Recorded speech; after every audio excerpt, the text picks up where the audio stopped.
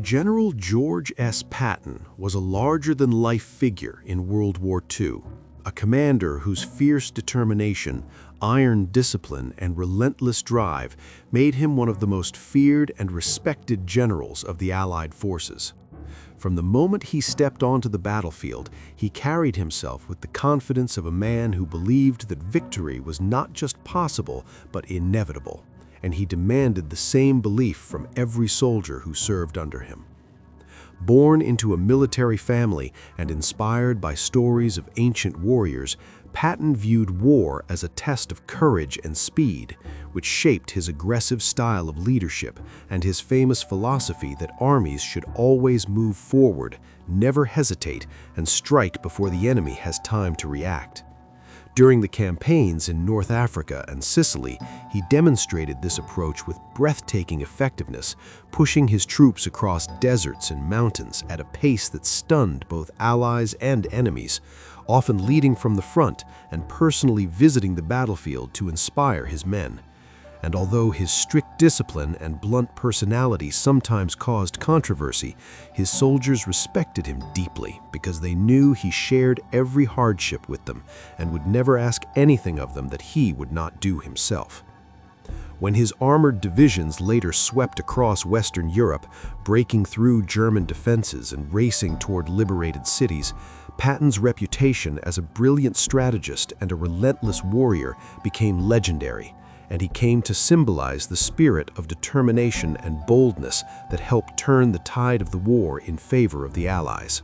The wind moved softly across the open field as the soldiers stood in formation, their uniforms dusty from days of marching, and their faces marked with exhaustion and resolve. In front of them, General George S. Patton stepped forward, his boots pressing into the dirt, the glint of his helmet catching the pale morning light, while the great American flag billowed behind him like a silent promise of home.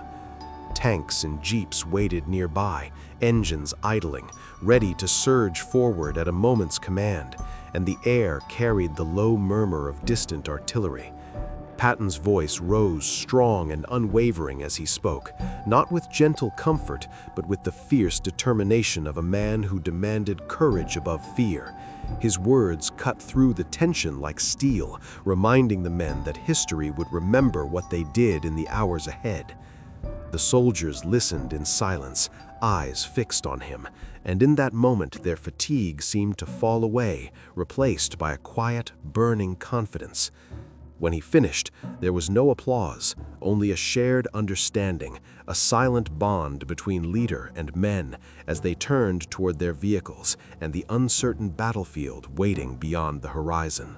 After World War II ended in Europe, the Allied leadership, primarily the United States, Britain, France, and the Soviet Union, focused on creating a unified political policy for occupied Germany.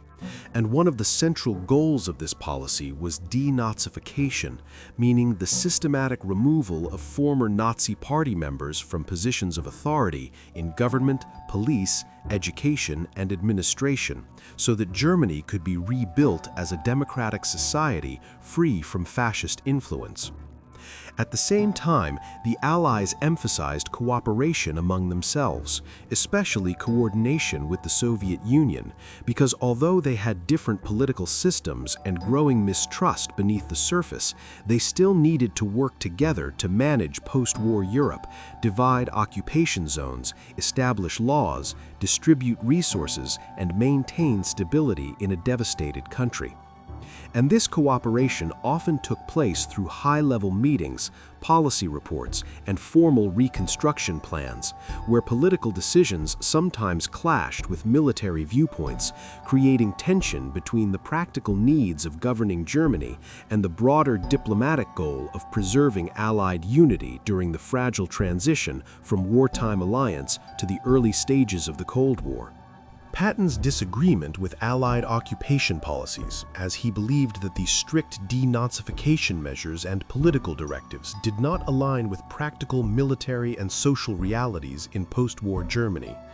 He argued that many former Nazi party members were ordinary citizens who had joined the party to protect their jobs or families and could still play a useful role in rebuilding the country, and he felt that removing them entirely would create chaos, weaken administrative structures, and slow recovery, while leaving the nation vulnerable to instability.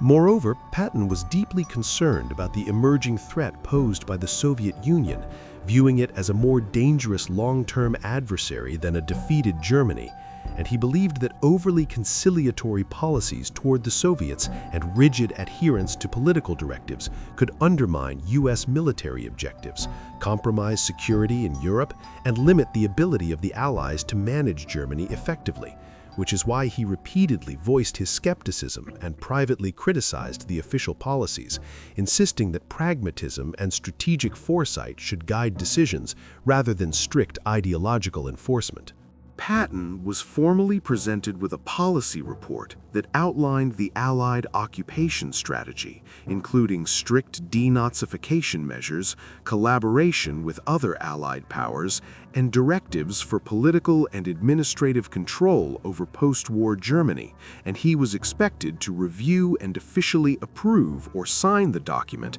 as a demonstration of his agreement and compliance with the Allied plan. However, Patton found the report deeply at odds with his own views and military judgment, as he believed that blindly enforcing political policies without consideration for practical realities would hinder reconstruction, weaken German administration, and fail to address the emerging threat of the Soviet Union.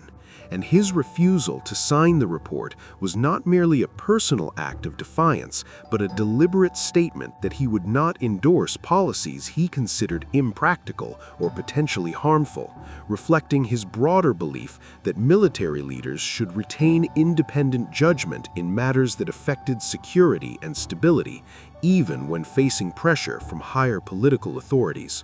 General Patton's refusal to sign the Allied occupation report was a clear and deliberate act of defiance, reflecting his deep conviction that the policies were impractical and potentially harmful to both Germany's recovery and long-term Allied security. He believed that blindly enforcing denazification and strictly following political directives ignored the realities on the ground, where many former Nazi officials were capable administrators whose skills were necessary for stabilizing post-war society. And he viewed the Soviet Union as a growing threat that required careful strategic consideration rather than rigid adherence to diplomatic formalities.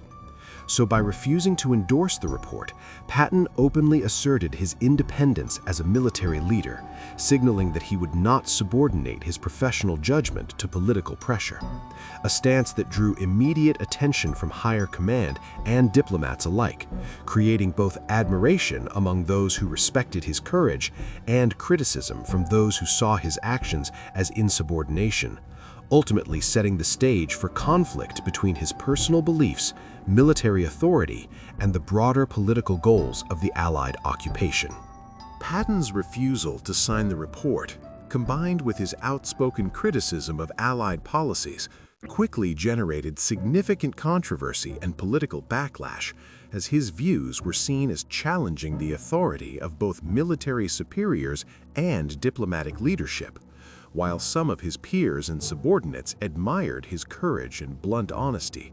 Allied political leaders and government officials considered his actions dangerously insubordinate and feared that his public statements could undermine the carefully negotiated post-war agreements, weaken trust between the Allies, and inflame tensions with the Soviet Union. And the situation was further complicated by the media, which reported on some of his remarks, amplifying the perception that Patton was acting against official policy and threatening the image of unity and control in occupied Germany, creating a high-stakes conflict where military professionalism, political priorities, and personal conviction collided, ultimately marking Patton as a controversial figure whose career and legacy would be shaped not just by battlefield victories, but by his willingness to openly challenge policies he viewed as misguided. As the controversy over Patton's refusal to sign the Allied report and his outspoken criticisms escalated, the U.S. military and political leadership decided that his continued command in occupied Germany had become untenable, viewing him as a potential liability to both Allied unity and post-war stability. And although Patton was a brilliant and respected battlefield commander, the decision to relieve him of his post was driven by concerns that his defiance and public statements undermined diplomatic relations with Britain, France, and especially the Soviet Union, which were crucial for managing the delicate occupation.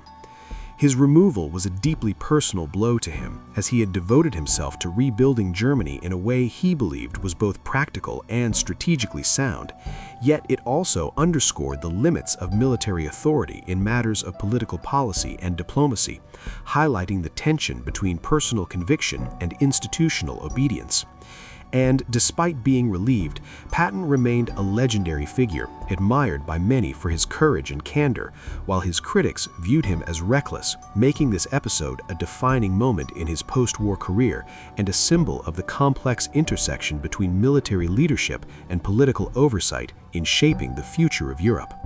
The entire episode surrounding Patton's refusal to sign the Allied report and his subsequent removal from command vividly illustrated the ongoing tension between military leadership and political decision-making, as it became clear that battlefield expertise and strategic judgment could come into direct conflict with the broader goals of diplomacy and post-war policy.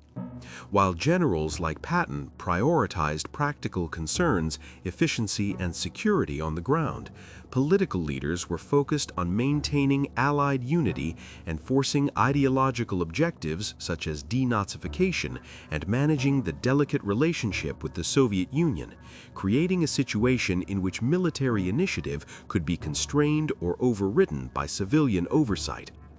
And this tension underscored the complexities of occupation governance, where the stakes were not only immediate military control, but also long-term political stability, international relations, and the shaping of post-war Europe.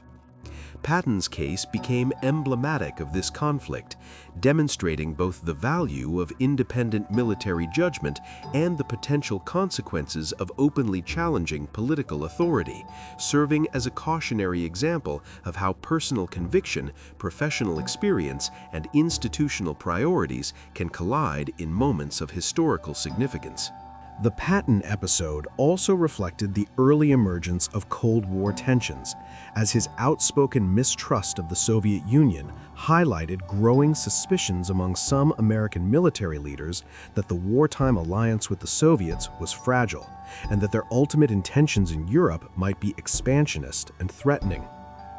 Patton consistently argued that overly conciliatory policies toward the Soviet Union, combined with strict adherence to denazification and other political directives, risked weakening Western control in Germany and leaving the continent vulnerable to Soviet influence. And while political leaders sought to maintain unity and manage post-war reconstruction diplomatically,